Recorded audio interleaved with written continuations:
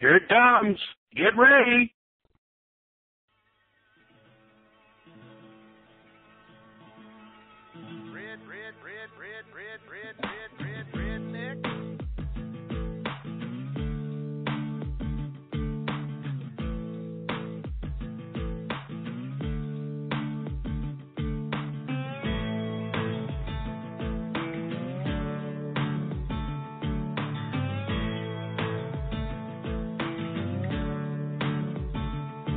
Well, the boys around here don't listen to the Beatles run. Old Bo Cephas threw a jukebox needle at the honky-tonk where they boot stomp all night. What? That's right. Yeah, and what they call work a digging in the dirt. Gotta get it in the ground before the rain come down to get paid, to get the girl in your four-wheel drive. Yeah, the boys around here drinking that ice-cold beer, talking about girls, talking about trucks, running them red dirt roads out, kicking up dust. The boys around here sending up a prayer to the man upstairs. Backwoods legit, don't take no lip. Shoot a back, a shoot a back, a shoot a back, a spit. Oh, heck.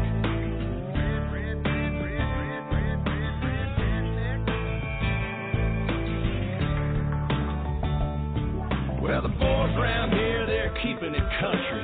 Ain't a damn one know how to do the Dougie. No, I'm not in Kentucky, but these girls around here, yep, they still love me. Yeah, the girls around here, they all deserve a whistle.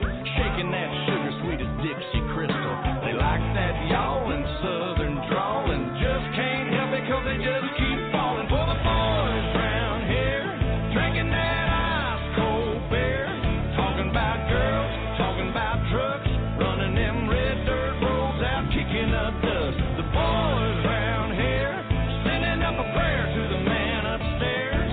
Backwoods legit, don't take no lip. Shoot her back, a shoot her back, a shoot her back, a spit. Let's ride through the countryside.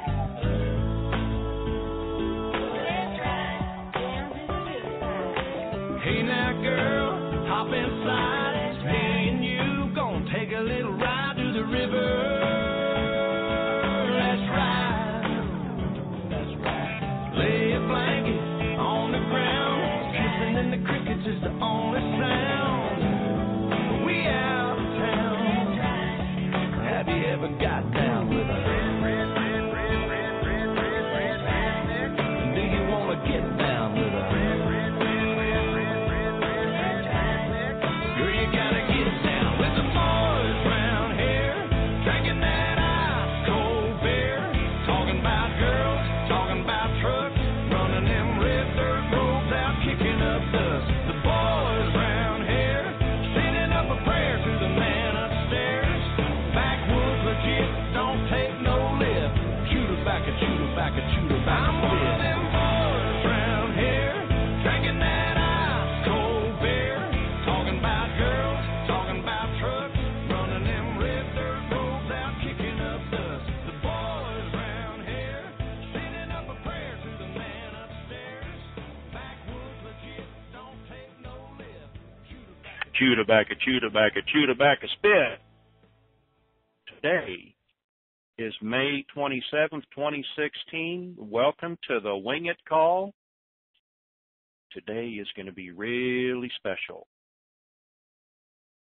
Pastor, give us that intercessory prayer. All right. Father, in Jesus' name, we pray for the blessing of the Lord on the call today, for you leading and guiding every person by the Holy Spirit, for ears to hear, hearts to retain. Lord, and we thank you for your blessing on this call in Jesus' name. Amen. Amen. Thank you for that intercessory prayer. Beat, thank you too. So, disclaimer, recording is on. We are recording.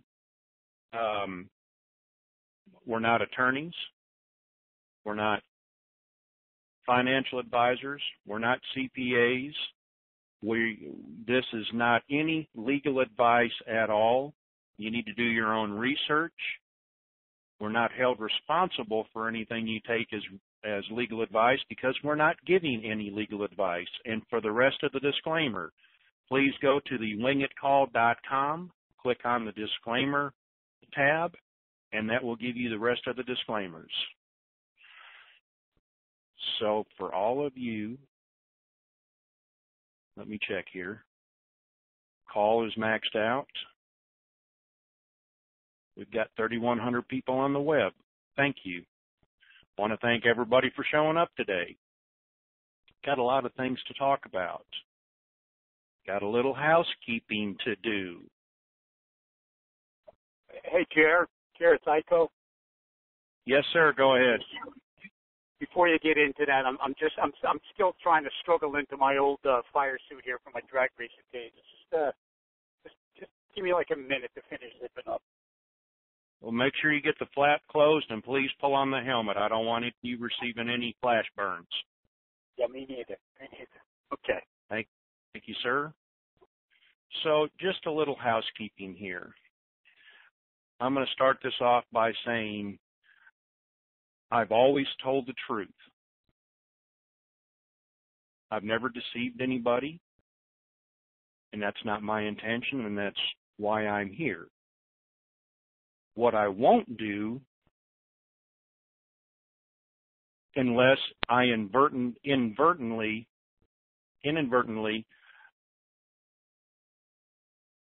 believe the disinformation myself. Then if I have given disinformation, it's because I thought it was true, and I apologize. So now I'm trying to do a little bit better due diligence by vetting information to bring to you. So that being said, let me double check here. 1, 2, 3. On Monday, on Fisher's call, Joseph, and this is a quote because somebody listened to the tape, to the recording, gave me the timestamp and this particular date. So what I'm getting ready to say, this is a quote from Joseph. And just so you know, guys, you know TNT, as much as you're loyal to them, and I understand there were voids where you had nothing, they've been deceiving you, and the WINGIT call has started to deceive people as well. It's really important that you stay focused on what the reality is, and the reality is sovereign rates are there for you. There's more to it, but I wanted, and I can put this in my form, but I don't think I have to because this was off of Fisher's call on Monday, and it was at the 151.56 mark. At the 151 and 56 second mark is where you will find this. It is as close to verbatim as what came out of his mouth. I might be a lot of things.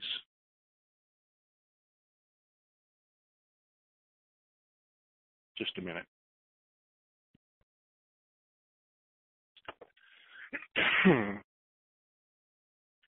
But I am damn sure not a deceiver or a liar. That is out of the good book. A deceiver out of the Bible is considered a liar. And I am not a liar. What I request from Joseph is a clarification on how I am deceiving people. And if one of them is because I will not talk about sovereign rates, I have said all along, I don't do dates and I don't do rates. Now, when Iko and I did discuss sovereign rates, and we were using them for our rate sheet as an example, we said anywhere from 11 cents to 5K, just on the pretense that they might actually be there, the sovereign rates. Better to look at everything than to stick your head in the sand and not see above ground, just in case. But I'm just pointing this out. I'm not a deceiver or a liar. And so clarification on that part would be greatly appreciated. how I'm doing that. So now that being said, we don't want to beat a dead horse anymore. Let us go on to, let me get here to my screen. It's a little slow today. Art, would you like to bring anything? Good afternoon to everyone, Pastor, Jerry, and Iko when he comes back on, and everybody listening. It's a beautiful sunny day here in Clarksville, Tennessee. Rained really hard last night and went to a grandson's graduation yesterday. He'll turn 18 next month, and so we had 350 graduates from the first graduation, and we all went out to eat and get home till 9 o'clock, enjoyed ourselves, and now it's a Memorial Day weekend. I assume everybody will go out and enjoy themselves and have some picnics and wait on the numbers. All we're waiting on is the 800 numbers, or however they're going to do it, to be released. And all I've heard is that they thought they were coming out last night, and they still are ready to come out. And we hear it could be today. Of course, we don't know. And so I don't know. I mean, that's what I think we're looking for. There's nothing else to sign or to do from what we understand. And so I'm happy. I mean, just waiting like everybody else. I think you made a correct statement that when you said it would be nice to know exactly what you're supposed to have done, because I haven't seen anything or heard anything that you've done at all, and I agree with that. I mean, I like Joseph and all too, but I agree some clarification probably should be needed, and I think probably will be, you know. I'd say the only thing I'm telling people when it comes to these rates, you know, is, hey, don't worry about it. When you get your 800 number, you go to the exchange center. Whatever they offer, they offer. If it's 65 cents for the Zim, or if it's whatever the astronomical figures are, do what you want to do. I certainly don't intend to take nothing near myself, 50 or 60,000. I don't think, whatever it is, because you'd have to spend 24/7 for the rest of your life giving out money at those kind of rates, and at 75 years old, I'm not going to do that. We got to go out and play a little bit. I'll take the lower rates, be happy with them, and give a whole bunch of money away in the process and be happy doing it, and you know, get a plan together. And that's so. I had somebody fussing with me today. What are you telling people you may be high risk? I said, look, don't worry about it. When you go, they're out what they're going to be. If they're high, they're high. If they're low, they're low. Just all we're looking for is an 800 number to go to get it done. That's all we want right now. A place to go to do an exchange, and don't worry about what the rates are. That's the best advice I can give, and I'll end with that. Thank you, sir. Now we have our special guest on today. If you would mute out, Art, please, on your end. Sure. We have our special guest today, and I'm very fortunate. We had a conversation, and I'm glad to have him. Awake in 3D. The mic is open.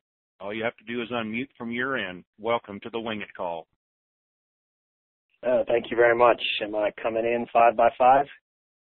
Loud and clear. Oh, good. Well, thanks for inviting me on this call. I appreciate that. And I'm also a big stickler for disclaimers and things of that nature. And I just want to, clarify I'm a guest on this call, and I really have no direct affiliation with groups or admins or calls or that type of thing. I have my own home, which I'm very proud to be a part of over at S3 Gladiators. It's just over the last couple of weeks, let's just say the pressure has been enormous for me to kind of come out and talk a little bit and reach a greater amount of people, and really with kind of a personal mission, I guess, is to bring some rationality and maybe some logic, and also a heart-centered view on this entire GCR event, what it means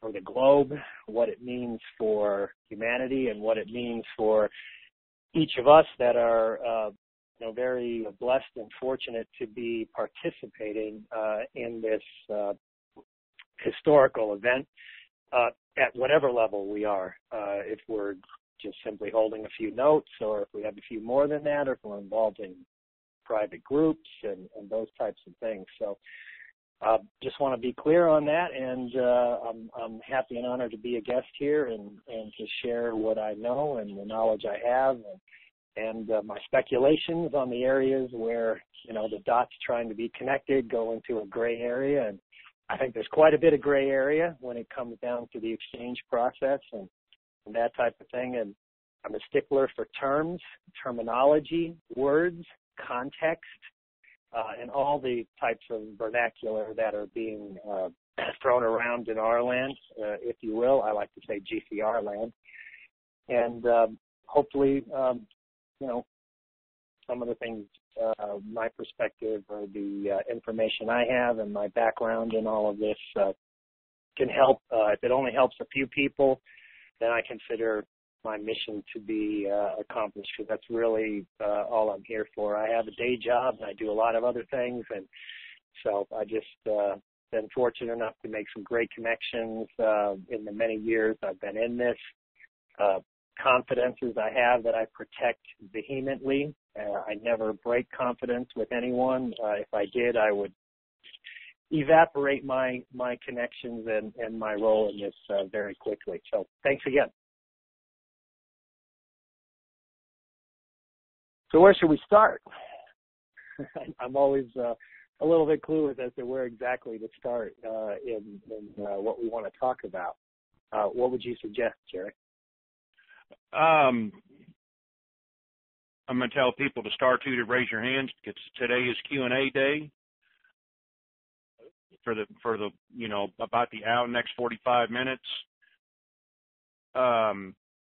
We are not talking about trusts. We're strictly talking about post-RV, things to think about. Some of the general conversation that I've been having for the last 2 weeks, Iko and I have been.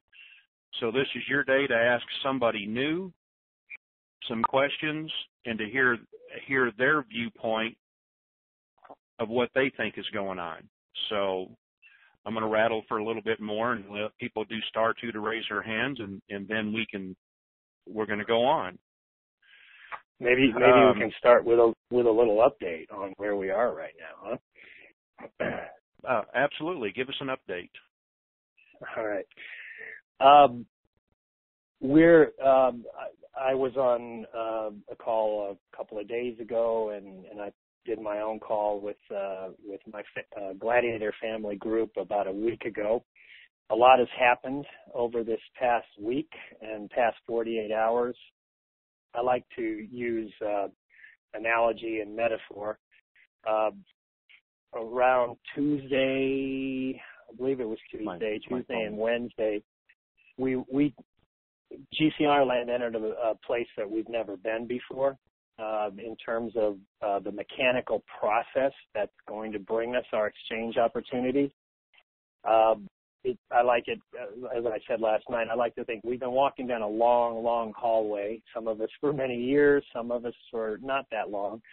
But at the end of that long, long hallway on this journey is a door, and we came to that door this week, and that door opened, and it put us into a room that we've never been in before as far as getting to where the exchange process can commence. I beseech people to understand that this is a process. It's a mechanical structure. It has financial instruments involved that have to be executed. It has treaties involved that have to be honored. And there are people in place and organizations in place that are all a part of, and agencies in place that are all a part of bringing this grand event and process right to our reality, and that reality is executed and is made manifest in the form of us exchanging our currencies. The exchange process is a structured process. There are protocols in place on how it will execute, and those protocols are at various levels are executing right now, and we've reached a point where pieces within those protocols can be fulfilled that could not be fulfilled until we reached a certain point within the global process and the local process and agency process. There's a lot of, it's been said before many times, but I'd like to reiterate, there are many moving parts in this event that for us as currency holders culminate in our exchange. The major goal of the GCR, what it was created for, is to transition us from a 100-plus-year-old fiat system regarding currencies and how those currencies and the greater global economic components work, inter-sovereign trade, sovereign nation trade, wages, purchasing price parity, all of these types of things, basically the imbalances and inequalities that have been allowed to grow and grow to an unsustainable level within the fiat system.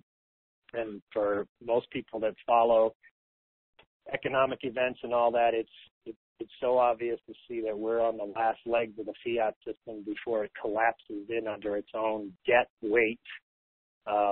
And those types of things. And the GCR, first and foremost, was designed to rebalance the global economic system, rebalance currencies, purchasing price parities, and to eliminate the consequences and the effects of inequality that puts on all humanity. Some very obvious examples being equal pay for equal work. We all know that in various countries of the world there are massive amounts of inequality where somebody on a sweatshop production line gets paid pennies per day, whereas in other parts of the world they get paid $25 an hour. That is all related to the inequalities of the fiat system and the economic imbalance that is perpetrated and enforced or allowed to happen, including all the manipulations of markets, manipulations of gold prices, silver prices, all of those types of things. It's a grand macro event, and the GCR, first and foremost, has been designed by some very smart, I call them authors of the plan. It's been a decades-long process. It's been thwarted a few times, massively, 9/11 being a key one of those events, and it's been a tremendous struggle, and we're pretty much at the end of the process now that brings us to the exchange. But then there's a whole other part of what I call the GCR effect that will ripple through the globe and global economic systems and financial regulations and banking regulations and those types of things. We as currency holders, I view us as insiders. We have inside information. We know what's going on and why this is happening. And when you have information of that nature, it allows us to participate and make decisions based on having future knowledge. So that's the key event. In terms of our role in this as passive participants, because we happen to learn about this and then have the courage to purchase these currencies and kind of suspend our disbelief at, wow, we can pay $25 for a 25K dinar note or pay $5 for 100,000 Vietnamese dong note. Suspending our disbelief that this would have a substantial reward in a coming rebalancing of currency values and rates based on a gold-backed currency system. Having the courage to suspend that disbelief and go, wow, this sounds too good to be true, but yet we participated, and we should all be commended for that. So the part that we all want to know about, which is when the exchanges can commence, and that we are, there's a lot of information circulating around dinar land right now. If we don't get so caught up in the details of, it's splitting hairs, as I say, over how, what, when, who, where, these types of things, if we step back from all of that kind of confusing gray area, in terms of the overall process, certain events,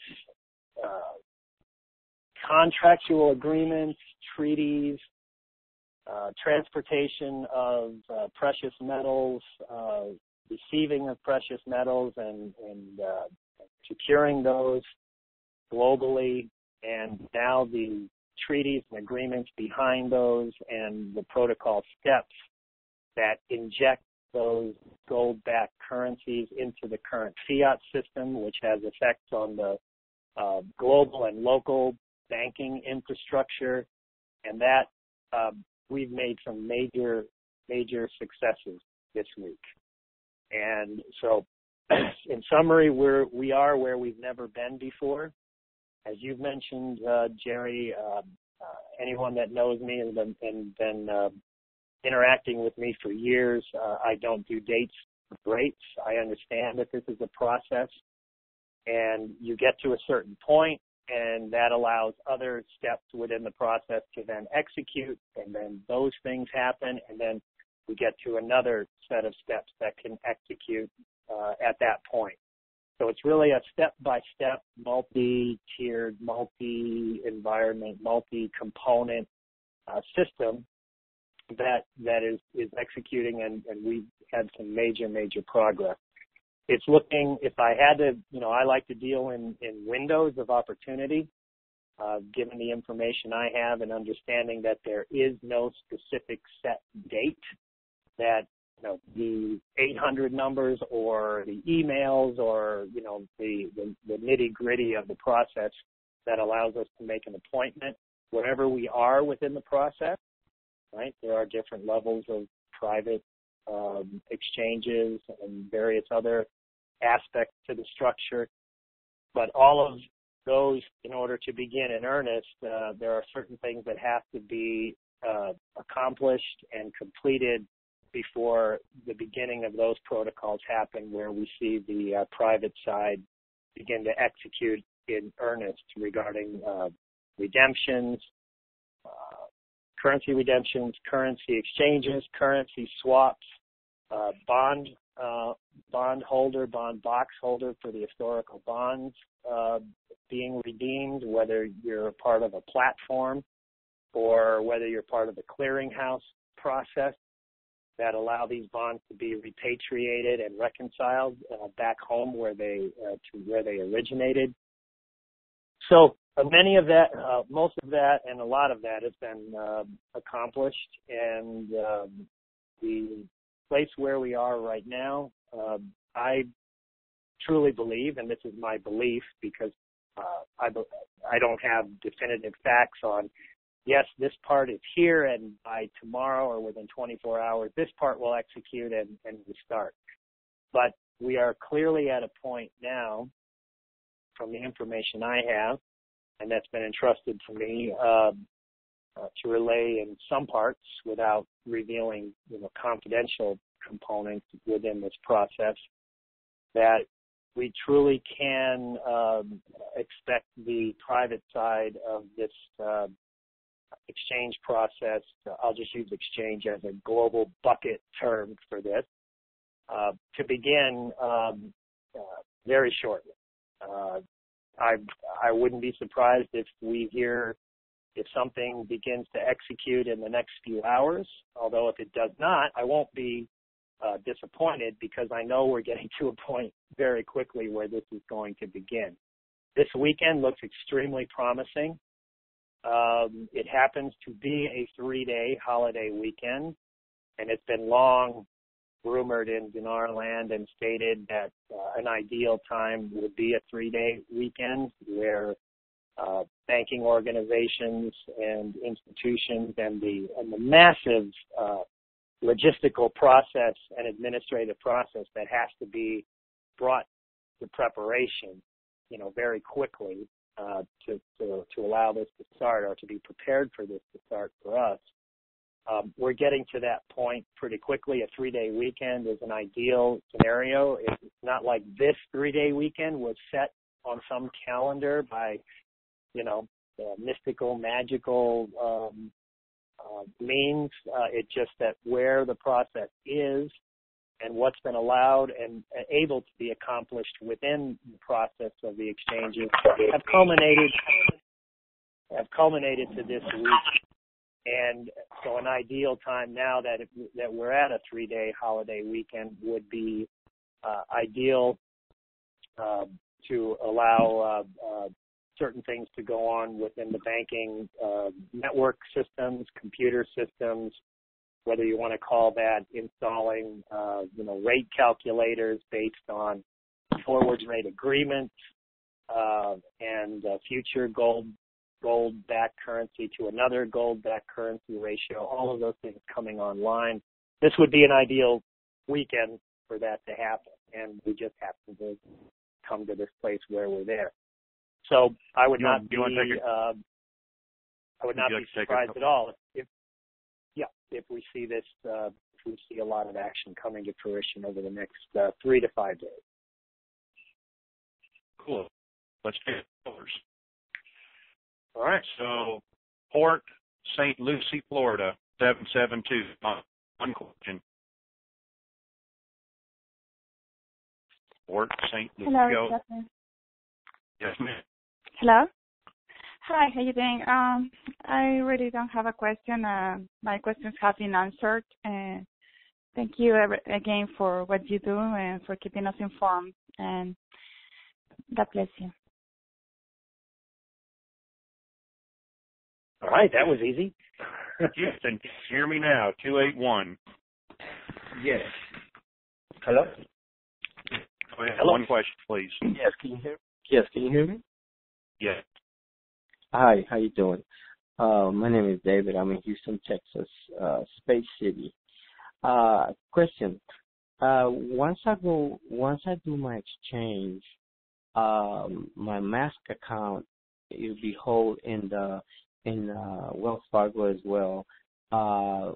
Is it a good idea to diversify another 3 open small accounts outside my mask account so that I could do some small spending for travel and get Sure, yeah, situated? That's easy to protect your master account. Master account, what they call black box, where once you go out of money, they want to protect you and your funds, and so they're going to suggest you open up a couple accounts to do exactly what you're talking about. Okay. All right. All right. Okay, sounds good. And Gary, I will say to you that don't worry about what you spoke earlier about the deceiving. Everything's in good. You're in good hands. Thank you, sir. Yes, sir. Yes, sir. And I'm looking forward for this thing to go through this weekend. Hopefully, God bless everyone.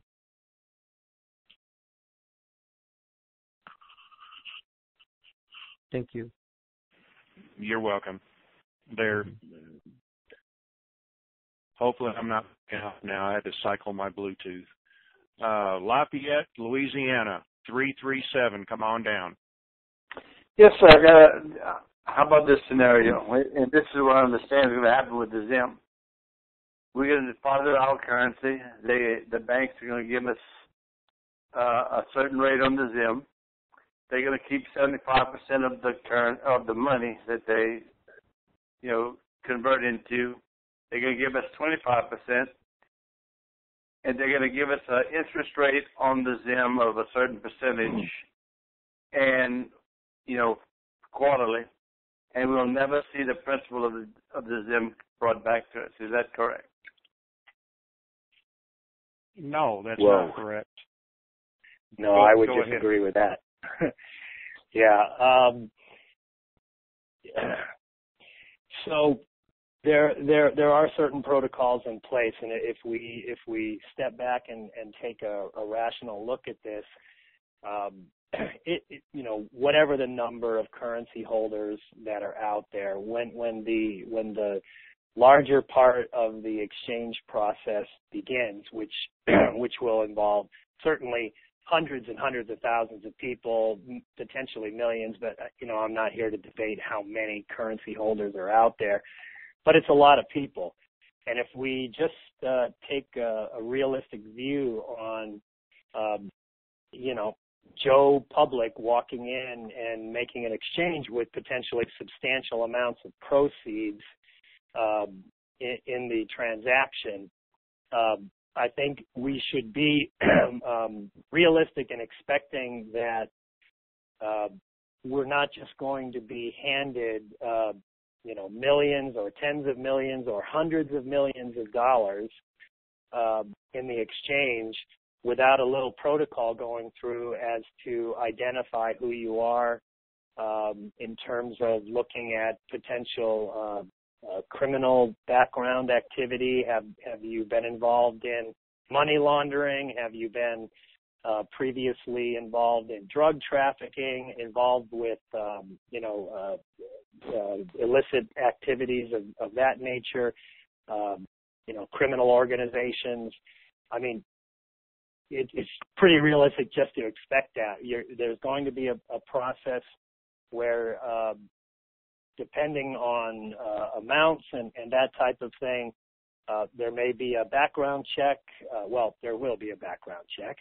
A very tertiary, quick one. Imagine like if you get pulled over for speeding, obviously they run your plates, they run your license, they get your history on the police computer in a matter of minutes, and that type of thing. And from what I understand, this is a similar process during the exchange. I don't think any rational person would not expect that to be the case. We certainly wouldn't want $100 million handed over to the wrong type of people. So the issue around whether some funds may be held while a deeper investigation may be required as part of that process, that's where that may come into play. But that's only if there's a reason, based on an individual's history and background, where that could be at play. And that's not really governed by the banks. All right, the banks are administrators and they're facilitators. They want these exchanges as much as we do because they're going to be able to offer many services, and there's even a bigger picture to that in terms of patriating asset-backed, gold-backed funds into the bank that will help bring them to a highly liquid state, as well as the very fact that the currencies are moving towards a gold-backed environment anyway. So, that's why there shouldn't be any fear about banks collapsing or bail-ins or that type of thing. All of that has been accounted for and prepared for as part of the grand process. So I won't speak to the issue of structured payouts and a bank going to hold your money just because they can, and you won't see the principle. That, to me, based on the information I have, and just applying a little bit of rational common sense to the entire matter, the banks are not going to hold your money just because they can and say, sorry, yeah, we're giving you this much, but we're going to keep the rest. That's just not part of the plan. Well, okay, I understand. Go ahead. No, go ahead. Well, I understand it. I'm not worried about the background checks. If a guy has a passport, has a carry permit and all that, I'm not interested in all that. But my question was, is the bank going to keep those funds, the 75%, and never give it back to you? I mean, just making interest on the money is fine, but I don't think No. Your short answer is no. Yeah. No, that's why it's called a contract payout. You're going to listen to what they have to offer, 5, 10, 20, 100 years, whatever it is. You're going to agree to the terms. You're going to sign the paperwork, and then they're going to use that money, and you're going to earn interest off of that and yours. And when the time frame is up, And I'm sure before then, the bank will be talking to you about, hey, we would like to keep the money here, and let's talk about, interest again or the terms on it. So the short answer is no, but I gave you the example of how it's going to work. Okay. And I'm not concerned about them keeping the money to do something with it but the money doesn't become theirs. It's still yours. In the end, it refers back to you or whoever you have, because I want to live 100 years. You don't want either. And I'm not concerned about the money for me. Every man wants to die. It's going to come back to you, sir. You're just going to agree on a contract on the length of time, but it will come back to you. That's good. Thank you. I appreciate your answer. Thanks. You're welcome. Home of the world's second best barbecue, Kansas City, 816. Come on down. Either 3 or 4, but you can't go by on some. Hello? Yes, background noise. Is that ma'am. me? Go ahead. Okay. Yes. You caught me off guard there. I was wondering on they've been talking about the 75%. Different ones have been talking about you leave 75% there when you go in. Is that only on the sovereign? I don't know.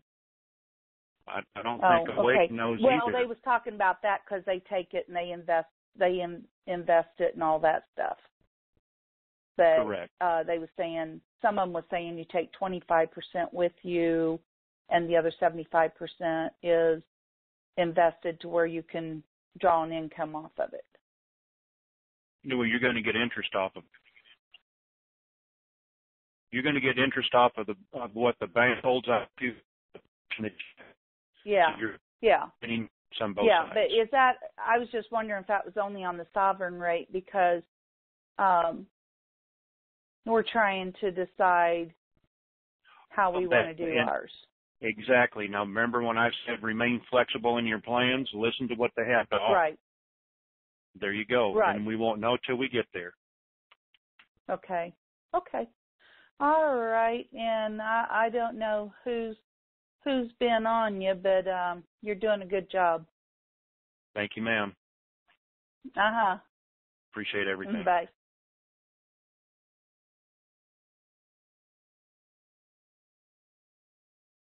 Boston, Massachusetts, 617. Come on down. 617. You may not live in Boston, but that's the city it says you're in. Last 3 of your phone number is 650. Area code 617. Last 3 of your phone number is 650. There, come on down. You're unmuted. You've muted yourself. Now we'll come back to him.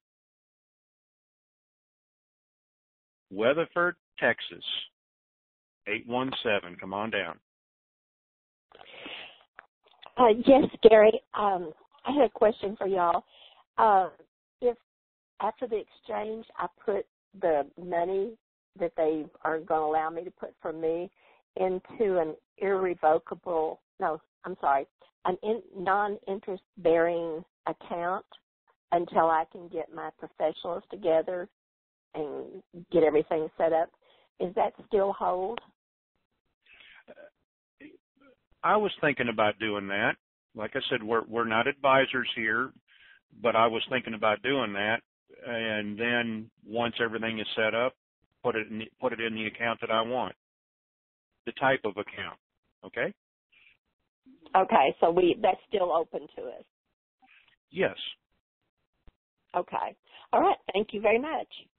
You're welcome. We have San Antonio, Tom, on the web. Come on down. Hello, Jerry. How are you doing today? Good. How are you doing, sir? Doing fine. that 6-pack of Blue Moon still sitting in the refrigerator waiting to celebrate. I promised myself I wasn't going to break into it till the RV went in, but it sure looks tempting every day. Anyway, well, that's not my. Go ahead. Just if it gets out of date, just cycle it through, drink it, and get another one. I guess that's the way of doing it. But listen, my question is, I understand the contract rate of 25, 75, and everything. But what I'm wondering, I'm facing facts here. I'm 73. If they keep 75%, what happens? I'm probably going to die before that 75% ever gets returned back to me. So how's that going to work? I just haven't figured that part out yet. We've heard. Oh, wait. Do you want to give a short answer to that?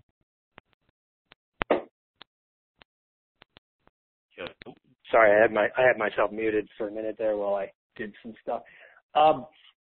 Maybe I'm a little bit confused by this 75%. I have some pretty strong contacts in this process on the banking side, and honestly, this 75% being withheld is something that I've not gotten from that area. There seems to be some concern that we won't have control over our money, and so maybe there's some something I'm not aware of on this 75%. We're going to have control of those funds. It's just some of us may need a little more help, than others. But from my understanding, I don't have any information that is saying, we're only going to have 25% and we've got to, make arrangements for that other 75.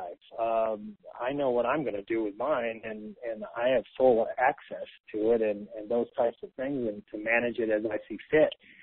So maybe I'm just missing where this is coming from.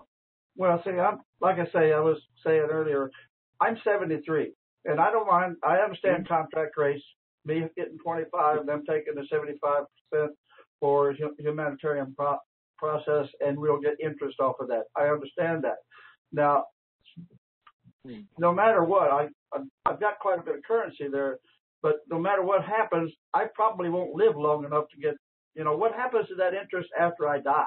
I'm supposed to live 20 years, probably about what I'm looking for. I'm hoping for 25, but if I can get 20 years, but what happens to the rate of that money? Your financial advisors will set it up that your heirs or however you set up some type of trust. Set up your the master's trust and all of that. Yep. I have a master's trust, so that's not a problem there. So. There you go. It's that right there has taken care of all of your problems. Okay. That's the only thing I was unclear about. Thank you so much for all your help. I appreciate it. Have a good day. You're welcome. Bye. Awake, they're rolling through the internet, is the high rates they've been talking about. They're saying that the bank, because you're going to have so much cash on hand so that we don't flood the market with all this liquidity, that the bank would hold on to 75% for a specified period of time. They'll use it while you get the money to do what they want with it, and you keep your portion of 25. That's where that 75-25 split came, and that's all right. I'm not here to agree or disagree emphatically with any particular details on this, but I'm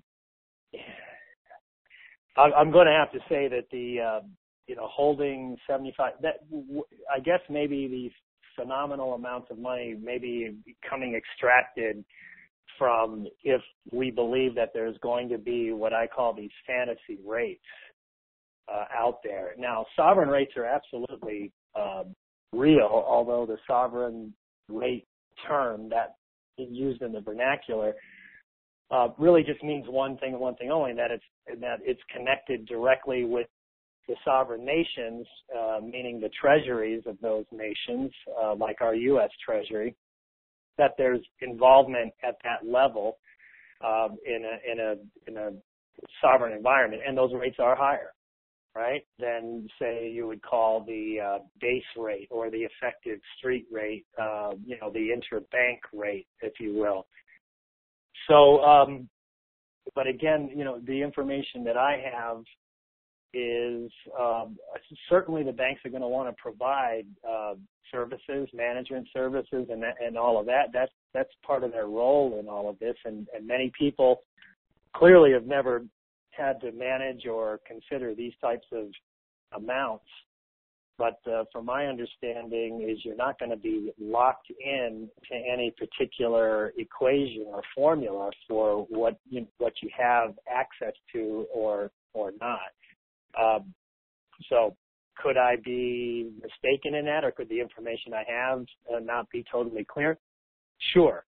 But clearly at a point where if somebody goes in and they have a plan and they know what they're going to do and they have experience with this type of, management and what they, where they're going to go, and, the banks will work with you on that, and you'll be able to move money around. It doesn't have to be necessarily with that bank or organization or whatever, but it will be a discussion, and at that point, people will agree, okay, this is what you're going to do, and this is how you're going to do it, and move forward from there. But the absolute term that, hey, no matter what, 75% is going to be withheld and paid out on some type of a structured basis. I just can't agree with all of that. That's it may be true in some cases depending on circumstances, but I don't believe that's the case for anybody who exchanges at a higher rate or a base rate. I'm going to have to stay with that opinion. Thank you. Chair, can I chime in on this? Yeah, the person that we were talking to, something happened to him. He took himself out or he dropped the call. Go ahead, Heiko. Yeah, I think there's absolutely a conversation that people can point to. You're breaking up there, Heiko. Yeah, I can't hear him well. Hold on, I'm gonna take myself off the silly headset. Can you hear me now? Yes. Okay, so I think there's a conversation that's going on among the people who are trying to control this about governing the amount of funds that can get dumped into the system at any given time. I think everything that we've been hearing is speculation on what that system might look like. And of course, it was made popular by a popular Intel provider that the 75-25 split based on these massive rates we've been hearing as well. So that's just one story about that governance of the capital. So something's going to happen.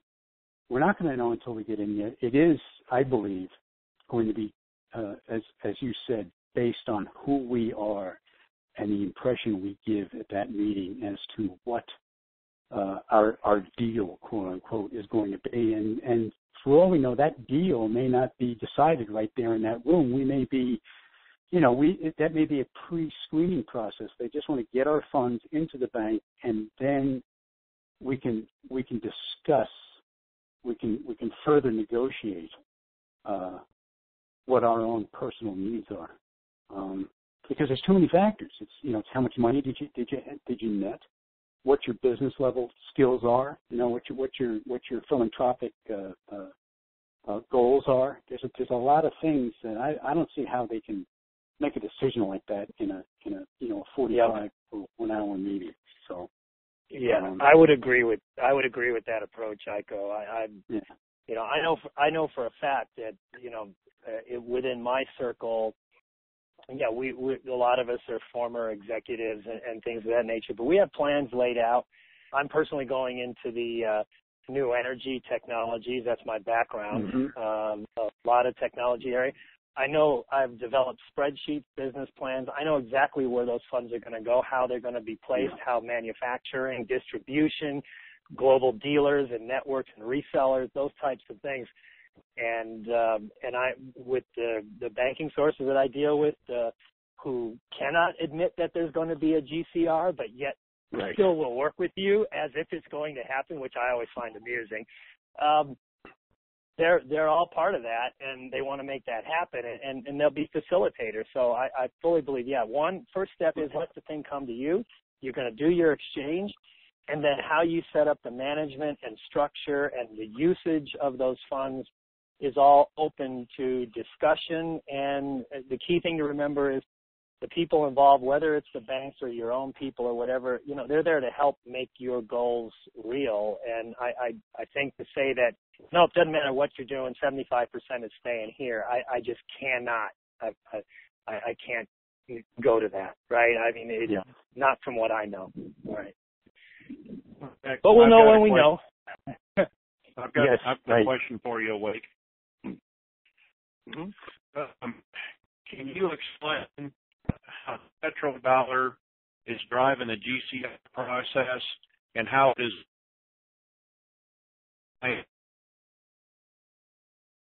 Okay, I caught only a piece of that. Hold on.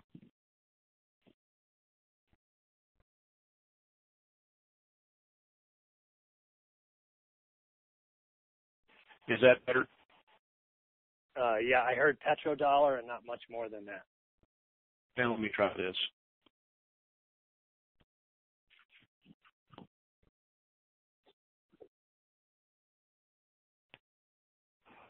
Hear me now. Oh, can you hear me now?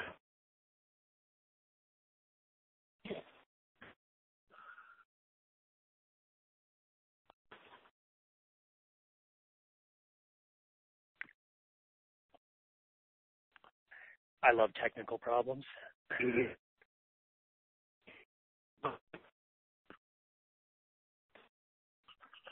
Wake, while we're waiting for Jerry, I just wanted to comment. Your opening statement was about as balanced as I've heard in recent months as to where we are in this process. That was really excellent. Thank you. I just try to keep it real. Yeah. No, I wanted to, when you ended, I wanted to say my name is Michael Ward, and I what was it? And I agree with this statement. What did a politician say? And I approve this message. That was it. I approve of this message. I approve this message. Can you hear me now? It's so. You sound a little weird still. Well, I took myself off. It's my phone. There you go. Now a skeet shooting. I'm going to mute out. Can you hear me now? Yes. You're 5 by 5. Okay, so here's the question. Can you explain how the petrodollar is driving the GCR process and how it is moving the fiat currency into a checkmate position, and why are we in an oil oversupply yet the prices keep going sky high? Oh, wow. That's a small subject. All right, I'll do a... Okay, but it's very important. It's a good question. All right, there's two sides to the GCR. There's the private side, the exchanges happening, and then there's the public side. Anyone who, in my opinion, believes that we're going to wake up one day and all of a sudden the entire global economic system is shifted from fiat to gold backed, and all these rates adjust instantly, and all of these things on a global scale, I would say rethink that process, because it will create such a mass chaos across this planet, and that's not part of the plan. So on the public side, there's a process that's unfolding that builds the case, and I like to say creates public plausibility, because we all in Denali have to remember we're less than 0.01% of the population, if that. And, the rest of the world is pretty much oblivious to this in terms of everyday people of what's going to happen, and throw this massive thing all of a sudden, boom, is not going to be real good in the social structure and fabric of the planet. So the petrodollar on the public side, there's a force play going on because we do know that the U.S. has been somewhat, I'll just say the U.S. in general. I'm not going to point fingers at any agency, person, administration, or anything like this. There are people that want the fiat system to go as long as it can, and then there are others that do not. It's not a part of any particular agency, administration, or whatever. So on the public side, there's a force play going on, and when you want to look at how can you really effectively bring the need or the scenario where returning to a gold-backed currency system makes total sense and actually is presented as something that absolutely needs to happen to the general public, you've got what's going on right now. So the way the fiat system is perpetrated and maintained predominantly, I'm going to try to be short here because it's a big subject. And don't split hairs with me, all you economic people out there, because I'm trying to break this down simply, and so it's not going to be 100% accurate in the way I portray it. But the bottom line is the fiat system is predominantly maintained globally by the U.S. dollar. The U.S. dollar, everybody knows, is the most widely held foreign exchange reserve in every treasury, central bank around the world. The fiat dollar is, the illusion of the fiat dollar is maintained, the value of the fiat dollar is maintained by its relative strength and usage around the world. How is that relative strength and usage enacted or transacted every day? It's through transactions in U.S. dollars. The first and key, and that has been set up a long time, going back to the Bretton Woods and all of these types of things, is that oil, as one of the largest commodities, has to be traded by most nations, conducted in inter-sovereign commerce via the U.S. dollar. That's called the petrodollar. And the more demand, based on demand for the dollar, that creates its relative strength and the illusion of value around the world.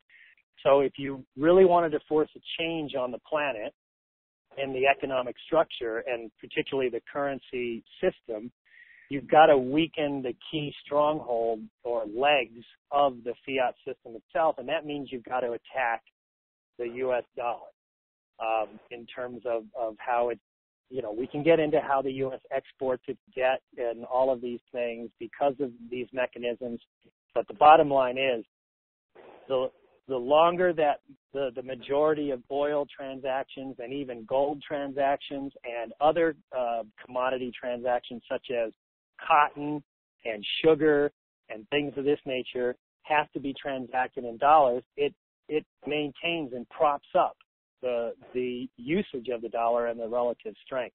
So there's a full-on pressure, I don't like to say attack or war or whatever, but pressure to wean the globe off of using dollars in the transaction of commodities, oil in particular, and other commodities as well. Sugar is right up there. So as more nations move away from doing business with oil and other commodities in the U.S. dollar, it weakens the strength of and the grip hold on the global economy of the dollar, the petrodollar. And eventually when the demand for dollars dries up worldwide, because a lot of these commodity transactions are going away from dollars, they're particularly in yuan now, right? Chinese yuan. There's a lot of things going on that's pretty obvious in the public mainstream media, is a move away from using the petrodollar. Once that usage and the strength of the use of the petrodollar decreases to a specific point, the dollar will begin a pretty rapid depreciation. And because the dollar is such the linchpin of the fiat system, it's going to begin a chain of events that will pretty short order, make the need for bringing in a gold-backed currency to shore up the global economy very quick. And that's what's happening right now. I mean, all the things with Saudi Arabia, all the things going on in Japan, all the things going on with Russia and China, Brazil, the BRICS, and all of their allies moving away from using the dollar as a main currency of commerce, particularly the petrodollar. That is creating the checkmate scenario that we're in right now. And the petrodollar and the dollar itself is under tremendous pressure, and it's only a matter of time, and I'm not talking years, right, or maybe even months before this will collapse in on itself. And lo and behold, we have a plan. It's called asset backing of the currencies, and that will begin the restructuring process around the globe. I hope that did it, and I didn't go too long into that. So. Just right. So. Okay. We're right at an hour. We could talk for 2 or 3 hours, but I like to keep it in an hour. It seems to work pretty good. I thoroughly enjoyed you coming on the call. Thank you very much, Awake. You're invited to come back anytime. Just let me know. All right. And I'll just conclude by stating everyone should just stay calm in regards to this exchange process. Please let it come to you, because it is going to come. And, it's good to understand the mechanics and the potential, issues and decision points that are coming in the exchange and post-exchange. But please, by all means, stay calm, stay rational, listen to what the information is that's being presented, and make wise decisions. And if you can't, get some help with some professionals that can, and just go from there. But I certainly wouldn't be losing sleep or stressing or anything like that over what may or may not happen, because it is going to be what it is at the end. We'll find out when we get in, and let's just go from there. But it's going to be a great thing, and we take it wisely and cautiously, and everything will be fine. It really will. Thank you very much. I'll give you a call later. Aiko, you got right. Any closing summary words? How's that fire suit doing? There we go. It's real hot. I took it off. No, I just want to thank 3D for coming in today. That was very refreshing to hear. I think it brought together all of the valid points and solid intel that we've been given. I'd love to believe that it's going to happen in the next few hours, but I'm prepared for it to happen in the next few weeks if need be. What this does is this gives me another handle for when I am in the exchange meeting of things to think about, things to say, ways to be. It fleshes all that out, and that's what's important now more than anything. We really do have to start looking at who we're going to be the moment we walk out of that meeting, because we are going to be different people. There's no way around that. So, great way to go into the holiday weekend. I hope everybody has a good holiday, and maybe we'll all be wealthy by Tuesday. So that's it. It's going to be interesting. Yep. All right, thanks everyone. Appreciate it being here. And I'd like to add this to Aiko's statement. We're going to be smart, rich, dumb people. Now think about that one. Smart, rich, dumb people. So that being said, Pastor, how'd that intercessory prayer go? Because you need. I think it worked. I think it worked. He didn't even need the fire suit. Thank God. Father, in Jesus' name, we just thank you for this call, for all the great information that was said on this call, for the ears that heard and the hearts that kept it. We thank you for Jerry and Aiko and Art and Awaken 3D and everyone concerned with this call. Lord, blessings in Jesus' name. Amen. Thank you very much for your intercessory prayers. I desperately need them. Awaken 3D, thank you. Everybody that's listening on the call, on the web, and the callers, thank you very much for all your time and your patience. And I have nothing else to say except say goodbye, Aiko. Goodbye. The conference is now completed. Goodbye. Welcome to the conference. Please enter the conference ID followed by the pound key.